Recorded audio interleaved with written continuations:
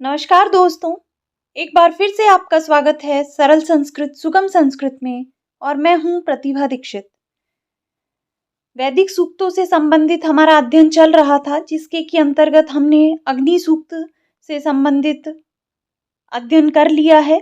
तो उसी श्रृंखला में, उसी क्रम में आज इस वीडियो के अंतर्गत हम इंद्र सूक्त, जो कि दूसरे मंडल का 12वां सूक्त है, उसके विषय में अध्ययन करेंगे। तो इस वीडियो में हम संपूर्ण सारांश के रूप में सूक्त को पढ़ेंगे। चूंकि मंत्र के अनुसार मंत्रशः हम इंद्र सूक्त का अध्ययन पूर्व में कर चुके हैं। अगर आप हमसे जुड़े हुए हैं तो आपने वो वीडियो निश्चित रूप से देखा होगा।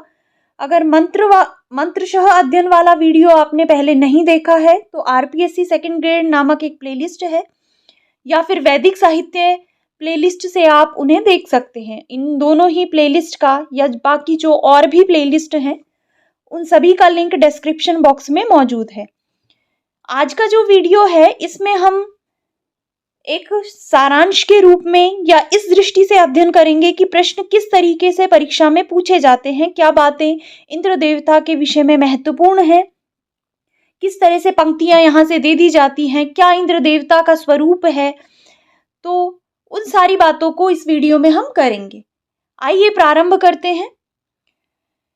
जिस इंद्र सूक्त का हम अध्ययन कर रहे हैं इस वीडियो में, वो ऋग्वेद के दूसरे मंडल का 12वां सूक्त है। देखिए, बहुत सारे सूक्तों में इंद्र ऐसे देवता हैं जिनकी सर्वाधिक सूक्तों में स्तुति की गई है ऋग्वेद के अंतर्गत। अगर सूक्तों की संख्या के अनुसार बात करें तो इंद्र सर्वाधिक प्रसिद्ध देवता हैं, जिनकी की स्तुति 250 सूक्तों में की गई है। तो उन्हीं 250 सूक्तों में से एक ये सूक्त है जो कि हमारे पाठ्यक्रम में है। कई प्रतियोगी पाठ्यक्रमों में यही वाला इंद्र सूक्त सम्मिलित होता है। इस सूत्र से पहला प्रश्न तो यही आ सकता है कि इंद्र सूक्त कौन से मंडल से संबद्ध है, कौन से वेद से संबद्ध है, कौन सा सूक्त है। तो आपको ध्यान रखना है, ये जो इंद्र सूक्त है ये ऋग्वेद के दूसरे मंडल का और 12वां सूक्त है। अब इसके देवता इंद्र हैं, जैसा कि इसके नाम से ही स्पष्ट हो रहा है, इंद्र इसके देवता हैं। इसके जो ऋषि हैं, अर्थात इसके मंत्र दृष्टा ऋषि के रूप में गृत्समद को जाना जाता है। तो ऋषियों के संबंध में बहुत बार प्रश्न पूछे जाते हैं। जो भी सूक्त आपके पाठ्यक्रम में सम्मिलित हैं, उनमें से किसी भी एक के विषय में आपको अवश्य ही ये प्रश्न देखने को मिलेगा कि निम्न सूक्त के ऋषि कौन है। तो ऋषियों को आपको सभी सूक्तों के जो कि आपके पाठ्यक्रम में है अच्छे से याद रखना है। तो इंद्र सूक्त के जो मंत्र दृष्टा ऋषि हैं वो हैं गृत्समद। इस सूक्त में कुल 15 मंत्र हैं जो कि त्रिष्टुप छंद में लिखे गए हैं। तो 15 मंत्रों के अंतर्गत इंद्र का एक स्वरूप वर्णित किया गया है। एक तो इसमें स जनासह इंद्रः, इस तरह से हर मंत्र के अंत में आपको प्राप्त होगा। इसमें इंद्र का एक स्वरूप स्पष्ट किया गया है। उससे हम ये समझ सकते हैं कि ये जो इंद्र देवता हैं ये क्षात्र धर्म से युक्त देवता हैं, अर्थात एक तरह से क्षत्रिय के रूप में इनका वर्णन किया गया है। ये वीरता के कार्यों को संपन्न करने वाले हैं। जितने भी वीरतापूर्ण कार्य हैं सब इंद्र के द्वारा किए जाते हैं।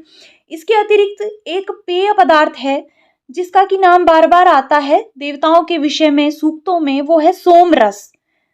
तो इस सोम रस के पीने वाले के रूप में इंद्र को जाना जाता है। सोम रस इंद्र को अत्यधिक प्रिय है। तो इनका सर्वाधिक महत्वपूर्ण जो विशेषण है वो है सोमपा। तो आपको इंद्र के विषय में याद रखना है, एक तो जो भी अगर कोई वीरतापूर्ण कार्य है, कोई युद्ध की वर्णन किया गया है, कहीं पर सेनाओं का वर्णन है, या ऐसे देवता जिनसे सभी सेनाएं जीतने के लिए जिनकी स्तुति करती हैं, जो दुश्मनों को हराने वाले हैं, जिन्होंने विभिन्न दानवों को पराजित किया है। तो इस तरह के युद्ध के कार्य, वीरतापूर्ण कार्यों को करने वाले इंद्रदेव हैं और ये इनका एक स्वरूप है। अगर आप इस स्वरूप को दृष्टि में रखेंगे तो कॉमन सेंस से भी आप प्रश्नों को हल कर पाएंगे। थोड़ा सा आपको दिमाग को खोलकर रखना पड़ेगा। कई बार ऐसा होता है कि चीज हमने स्पेशली पढ़ी नहीं है। मान लीजिए ऐसा कोई इनका विशेषण आ गया जो विशेषतः आपने पढ़ा नहीं है या आपको याद नहीं है, लेकिन अगर आप इंद्र का स्वरूप जानते हैं कि इंद्र इस प्रकार के स्वरूप वाले देवता हैं, इंद्र का ये स्वभाव है, वो युद्ध करते हैं, युद्ध में जो सेनाएं होती हैं वो उनका आह्वान करती हैं जीतने के लिए।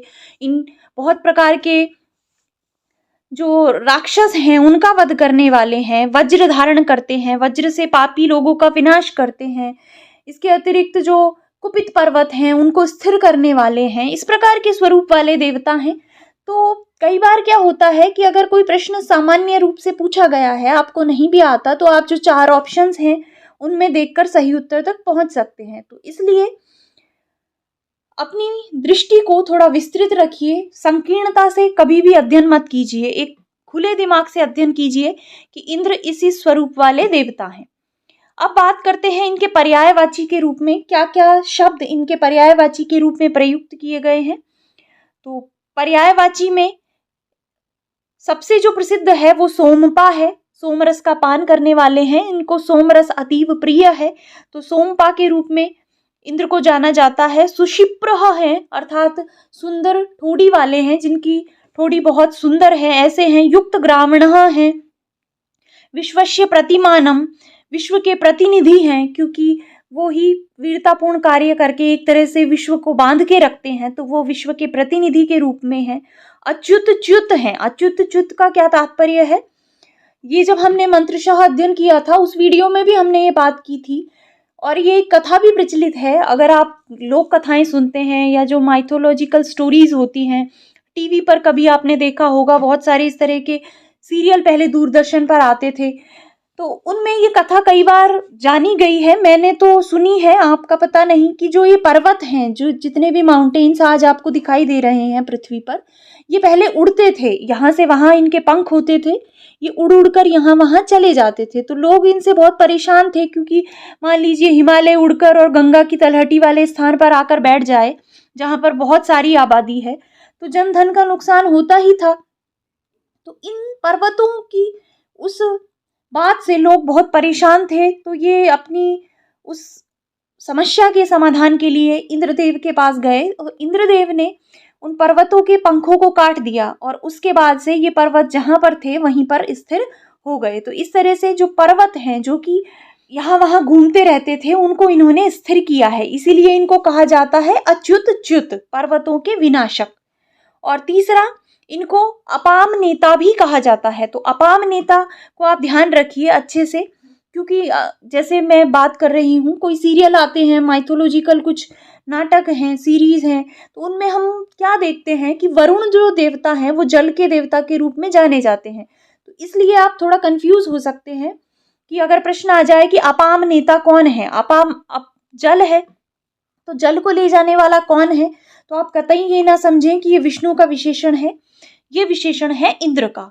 और ये कई बार पूछ लिया गया है। तो सुशिप्र, सोमपा, युक्त ग्रावणः, अपाम नेता, ये सारे इंद्र के विशेषण हैं, इन्हें आप ध्यान रखिए। ये जो इंद्र है, इन्होंने 7 सिंधुओं को प्रवाहित किया था, नदियों को बहाया था, तो इसलिए इनको अपाम नेता भी कहा जाता है, जल लाने वाला भी कहा जाता है। इसके अतिरिक्त सुत सोमस्य अविता, जो सोमाभिषेक करने वाले हैं, जो इनको सोमरस चढ़ाते हैं, ऐसे व्यक्ति, ऐसे यजमान जो इनको सोमरस अर्पित करते हैं, उनके रक्षक हैं, उनकी रक्षा करने वाले हैं। इसके अतिरिक्त दस्यो हंता, दस्युओं का हंता है, ये इनका विशेषण है। वज्रबाहु हैं, वज्रहस्त हैं, जिनकी भुजाएं, मतलब शक्तिशाली पुरुष के रूप में इनको चित्रित किया गया है, इनको माना गया है, इनकी स्तुति की गई है। तो वज्र भुजाओं वाले कौन है, इंद्र हैं। अब चूंकि वज्र धारण करने वाले भी इंद्र ही हैं, तो इससे जोड़कर भी आप इनको याद रख सकते हैं। वज्रबाहु, वज्रहस्तः, निचितः अर्थात दृढ़ अंगों वाले। एक योद्धा कैसा होता है, योद्धा दृढ़ अंगों वाला होता है, मजबूत होता है, तो उसी रूप में निश्चितः इनको कहा गया है। सप्तरश्मि कहा गया है, सप्तरश्मि का तात्पर्य है 7 प्रकार के मेघों के नियंत्रक हैं ये। वृषभः कहा गया है, अर्थात वर्षा कारक या कामनाओं की पूर्ति करने वाले इनको कहा गया है। तुविष्मान कहा गया है, अर्थात शक्तिशाली कहा गया है। तो ये सारे विशेषण इनसे संबंधित हैं, इनको आप ध्यान रखिए। अब अर्थ मैंने पिछले वीडियो में भी मैंने आपको बताया था, अग्नि देवता से संबंधित वीडियो में, कि जब भी आप पर्यायवाची याद करें, उस पर्यायवाची का अर्थ अवश्य समझ लें, क्योंकि रटने से आप भूल सकते हैं, लेकिन अगर आपको अर्थ पता है शब्द का, तो आप निश्चित रूप से नहीं भूलेंगे, क्योंकि आपको देवता का स्वरूप याद आ जाएगा और आप आराम से कनेक्ट कर पाएंगे। तो यहाँ पर मैंने अर्थ भी दिए हैं शब्दों के, इनको आप अच्छे से याद कीजिए, क्योंकि पर्यायवाची से संबंधित प्रश्न भी परीक्षा में अक्सर देखे जाते हैं। अब आगे बात करते हैं इंद्र के महत्वपूर्ण कार्यों के विषय में और उनकी विशेषताओं के विषय में कि क्या क्या महत्वपूर्ण कार्य इंद्र के द्वारा किए गए हैं। और देखिए, चूंकि इंद्र जो हैं वो युद्ध के देवता के रूप में जाने जाते हैं, क्षत्रियों के देवता हैं, वैदिक आर्यों के देवता हैं, तो ये अपने कार्यों के लिए विख्यात हैं, अपनी विशेषताओं के लिए विख्यात हैं। तो इनके कार्यों से संबंधित प्रश्न भी अक्सर पूछे जाते रहे हैं। किस किस प्रकार के स्वरूप वाले ये हैं? यो जात एव प्रथमो मनस्वान, जो पैदा होते ही प्रथम मनस्वी हुआ। और ये जो पंक्ति है ये बहुत बार परीक्षा में पूछी गई है, बहुत महत्वपूर्ण है, वेरी मोस्ट मानकर रखिए, इसे आप याद रखिए। ऐसा देवता जो पैदा होते ही प्रथम मनस्वी हुआ, वो कौन देव है? वो है इंद्रदेव। दूसरा है यस्य सुस्मात रोदसी अभ्यसेता, यस्य सुस्मात, जिसके बल से, रोदसी, द्युलोक और पृथ्वी लोक डरते हैं। ऐसे कौन देवता हैं? वो हैं इंद्र देवता। इतने बलशाली, इतने प्रसिद्ध योद्धा हैं कि उनके बल से द्युलोक और पृथ्वी लोक दोनों डरते हैं, दोनों कांपते हैं। तो ये भी आप याद रखिए। तीसरा है यह व्यथमानाम पृथ्वीम अदृहत, जिसने कांपती हुई पृथ्वी को स्थिर किया। ऐसे स्वरूप वाले देवता कौन है? ऐसे स्वरूप वाले देवता इंद्र हैं। प्रकुपितान पर्वतान अरमणात, प्रकुपित पर्वतों को नियमित किया। इस विषय में वही पंखों वाली कहानी है कि पर्वतों के पंख होते थे, तो इन्होंने पर्वतों के पंखों को काटकर उनको स्थिर किया। तो ये भी आप याद रखिए, प्रकुपितान पर्वतान अरमणात, प्रकुपित पर्वतों को स्थिर करने वाले कौन है, नियमित करने वाले कौन है? तो वो है इंद्रदेव। और इन्होंने क्या महत्वपूर्ण कार्य किए? वरीयः अंतरिक्षम विममे, कैसे अंतरिक्ष को बनाया? जो विस्तृत अंतरिक्ष है इसको बनाया, तो वो कौन है? वो है इंद्रदेव। इसके अतिरिक्त द्याम अस्तंभात, द्युलोक को थामा। द्युलोक को थामने का तात्पर्य आप समझते हैं, उसको पकड़ के रखा, उसको स्थिर रखा। तो द्युलोक को थामा, अंतरिक्ष को बनाया जिससे पृथ्वी और द्युलोक दोनों डरते हैं, जिसने पृथ्वी को स्थिर किया।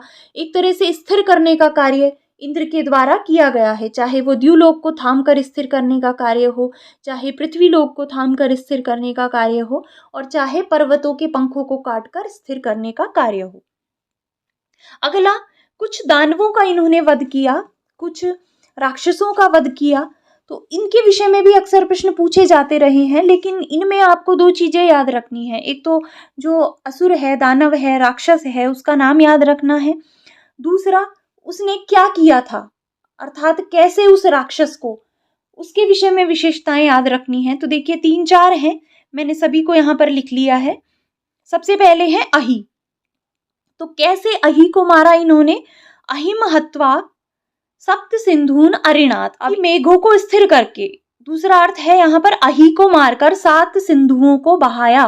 तो इसी रूप में इनको अपाम नेता भी कहा जाता है। तो आपको ध्यान रखना है, इस तरह से प्रश्न आ सकता है, खालिस्तान हत्वा सप्त सिंधून अरिणात। तो यहाँ पर खालिस्तान में आपको भरना पड़ेगा, तो वहां पर हो जाएगा अहिम। या दूसरा इस तरह से भी प्रश्न पूछा जा सकता है कि किसको मारकर, या फिर अहि को मारकर क्या हुआ। इस तरह से किसी भी तरीके से प्रश्न पूछा जा सकता है, लेकिन आपको ध्यान रखना है कि अहि को मारकर 7 नदियों को बहाया। दूसरा है बलस्य अपधा गा उदाजत, बल को मारकर, कौन से को, क्या नाम है इसका? बल।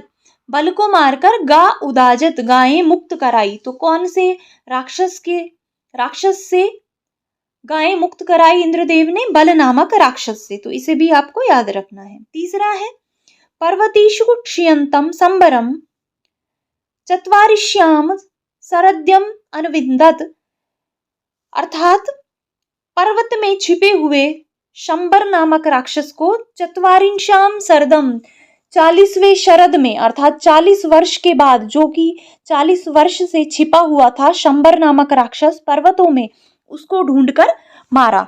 तो इसमें आपको ध्यान रखना है, किसको मारा? शंबर को मारा। और कहां पर छिपे हुए? पर्वत में छिपे हुए। कितने वर्ष तक छिपे हुए? 40 वर्ष तक छिपे हुए शंबर नामक राक्षस को मारा। और द्याम आरोहंतम रोहिणम अस्फुरत, द्याम आरोहंतम द्यूलोक को चढ़ते हुए रोहिण नामक असुर का वध किया, उसको रोका, उसको मारा। तो अब इस तरह से आ सकता है द्याम आरोहंतम खालिस्तान, वहां पर ऑप्शन आ जाएगा शंबर, अहि, बल, रोहिण। तो अगर आपने अच्छे से नहीं पढ़ा हुआ है तो आप कंफ्यूज हो सकते हैं, इसलिए इनकी सबकी विशेषताएं अलग अलग याद रखिए। द्यूलोक में चढ़ते हुए रोहिण नामक असुर को मारा। इसके अतिरिक्त शयानम दानुम जघान, सोते हुए दनु के पुत्र अहि को मारा। तो यहाँ पर दानु भी आ सकता है दनु के पुत्र के रूप में। और कैसे दानु को मारा? शयानम, सोते हुए दानु को मारा। अश्मनो अंतः अग्निम जजान, इसके अतिरिक्त और क्या किया इंद्रदेव ने? तो अश्मनो अंतः, मेघों के अंतर्गत या चट्टानों के मध्य, अग्निम जजान, अग्नि को उत्पन्न किया। ये ने मां विश्वाच्यवना कृतानी, जिसके द्वारा संपूर्ण विश्व को स्थिर किया गया। तो स्थिर करने के सारे कार्य इंद्र के द्वारा किए गए हैं, विश्व को स्थिर, जिसने येन इमा विश्वाच्यवना कृतानी, जिसने इस विश्व को स्थिर किया। ऐसे कौन देव हैं? वो है इंद्रदेव। उसके अतिरिक्त दासम वर्णम अधरम गुहाकह, जिसने दास वर्ण को निकृष्ट स्थान में डाला। ऐसे कौन है? ऐसे इंद्रदेव हैं। तो आपको ये याद रखना है। और कैसे स्वरूप वाले हैं? रध्रश्य चोदिता, समृद्धशाली व्यक्ति के प्रेरक हैं, जो याचक करता ब्राह्मण है, स्तुति करता है, उसके प्रेरक हैं, अर्थात व्यक्ति को प्रेरित करने वाले रध्रश्य चोदिता, समृद्धशाली व्यक्ति के प्रेरक के रूप में कौन है? इंद्र देवता है। इसके अतिरिक्त देखिए ये भी महत्वपूर्ण है, ये भी कई बार प्रश्न पूछा गया है और आगे भी पूछा जा सकता है। यस्याश्वासः प्रदिशि, यस्य गावो यस्य ग्रामा यस्य विश्वे रथासः, इस प्रकार के स्वरूप वाले कौन से देवता हैं? जिसके अनुशासन में घोड़े रहते हैं, गायें रहती हैं, ग्राम रहते हैं, विश्व रहते हैं और रथ रहते हैं। तो इस प्रकार के कौन से देवता हैं? इस प्रकार के हैं इंद्र देवता। यह सूर्यम यह उषसम जजानः, जिसने अग्नि को उत्पन्न किया, जिसने सूर्य और उषा को उत्पन्न किया। ऐसे कौन है? वो है इंद्रदेव। इसके अतिरिक्त अपाम नेता हैं, जल को लाने वाले हैं। शर्वा जघान, अब देखिए इसके विषय में भी एक बार प्रश्न पूछा गया है। शर्वा से मारा, इंद्र ने जो महान पाप धारक और अवज्ञाकर्ता लोग थे उनको वज्र से मारा। अब चूंकि इंद्र के अस्त्र के रूप में वज्र विख्यात है, तो वहां पर जब प्रश्न ये पूछा गया तो एक ऑप्शन वज्र भी रखा गया था, जिसमें कि विद्यार्थी अगर सामान्य कॉमन सेंस लगाकर आया और वो वज्र करके आया तो वो क्वेश्चन उनका हो गया गलत, क्योंकि यहाँ पर स्पेशली लिखा हुआ है कि इंद्र ने शर्वा से मारा। तो आपको अगर इस तरह का प्रश्न आ जाता है तो याद रखना है कि महान पाप धारक और अवज्ञाकर्ता लोगों को इंद्र ने किससे मारा? शर्वा से मारा, शर्वा जघान। इसके अतिरिक्त समत्सु संवृक, युद्ध में जो शत्रु पक्ष का विनाश करता है, शत्रु पक्ष के विनाश के लिए सेनाएं जिसको बुलाती हैं, जिसका आह्वान करती हैं, जिसकी स्तुति करती हैं, तो जो शत्रु पक्ष का विनाश करने वाला है, ऐसे कौन देव हैं? ऐसे हैं इंद्रदेव। और इसके अतिरिक्त सो अर्यः पुष्टिर्विज इव मनाति, वो विजेता के समान जो शत्रुओं के पोषक धनादि को भी छीन लेता है। जैसे युद्ध में जो विजेता हो जाता है वो अपने शत्रु के धनादि को भी छीन लेता है विजयी होने के पश्चात। तो इसी प्रकार जो इंद्रदेव हैं वो उनमें विश्वास नहीं रखने वाले, उनमें श्रद्धा नहीं रखने वाले लोगों के पोषक धनादि को छीन लेते हैं। तो इस प्रकार के स्वरूप वाले इंद्रदेव हैं। इसलिए इसमें कहा भी गया है श्रद्धस्मयी धत्त सजनास इंद्र, उसमें श्रद्धा रखो, ऐसे स्वरूप वाले हे लोगों वो इंद्र हैं। तो इस प्रकार के भयंकर कार्यों को करने वाले, युद्ध में जो सेनाएं हैं उनको संबल प्रदान करने वाले, शत्रु पक्ष का विनाश करने वाले, पृथ्वी, विश्व, द्यूलोक इत्यादि को स्थिर करने वाले, अग्नि और सूर्य, उषा को उत्पन्न करने वाले, समृद्धशाली व्यक्ति के प्रेरक, दास को गुहावर्ण में डालने वाले, दास वर्ण को निकृष्ट स्थान में डालने वाले, मेघों से अग्नि उत्पन्न करने वाले और विभिन्न राक्षसों का विनाश करने वाले ऐसे कौन देव हैं? ऐसे इंद्रदेव हैं। इस प्रकार से हमने इंद्र की सभी विशेषताओं को देखा, सब इसके सभी कार्यों को देखा, जो भी महत्वपूर्ण बातें हैं इनके जो पर्यायवाची हैं उनको देखा। तो एक तरीके से संपूर्ण अध्ययन हमने इंद्र सूक्त का कर लिया है। आशा है ये आपको समझ आया होगा, आपको आनंद भी आया होगा और उसके साथ-साथ ही ये वीडियो आपके लिए परीक्षा में भी अत्यंत सहायक सिद्ध होगा। इसी आशा के साथ इस वीडियो को यहीं पे समाप्त कर देते हैं। मिलते हैं नेक्स्ट वीडियो में। तब तक अगर आपको वीडियो पसंद आए तो आप लाइक करते रहिए, अपने मित्रों के साथ शेयर कीजिए और अगर आपने अभी तक चैनल को सब्सक्राइब नहीं किया है तो चैनल को सब्सक्राइब कर लीजिए और बेल आइकन को भी प्रेस कर दीजिए, जिससे आगे जो भी वीडियोस अपलोड हों उनके नोटिफिकेशन आपको मिल सके। तो मिलते हैं नेक्स्ट वीडियो में। धन्यवाद।